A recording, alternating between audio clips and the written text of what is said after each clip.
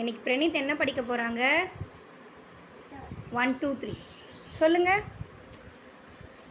1 2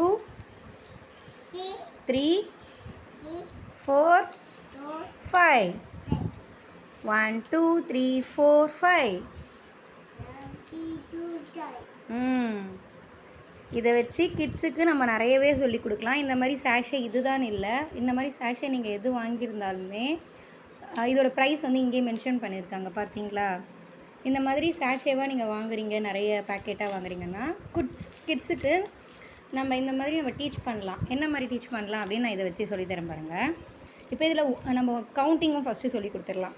1 2 3 4 5 மொத்தம் இதில் 5 இது இருக்குது. ஸோ ஓகேங்களா? இதில் வந்து நம்ம கவுண்டிங் கற்றுக்குறோம்.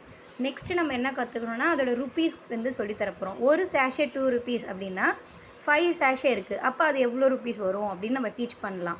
இதே மாதிரி தான் நம்ம ஆனியன், டொமேட்டோ எல்லாமே நம்ம டீச் பண்ணலாம். இதுலேயே டிவிஷன், சப்ராக்ஷன்ஸ் எல்லாமே நம்ம சொல்லிக் கொடுக்கலாம். இப்போ வந்து இதில் வந்து 5 சேஷேஸ் இருக்குது, இந்த சன்ரைஸில் வந்து 4 சேஷே இருக்குது.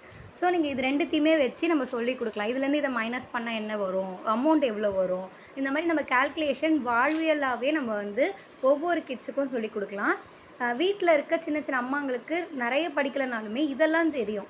ஸோ நம்ம கடைக்கு போனால் என்ன முக்கியமாக நம்ம வாங்குகிறோம், கொடுக்குறோம், பைசாவை வந்து மணியை வந்து குழந்தைங்கள ஹேண்டில் பண்ண விட்டிங்கன்னா குழந்தைங்க ஈஸியாகவே மேக்ஸ் கற்றுப்பாங்க.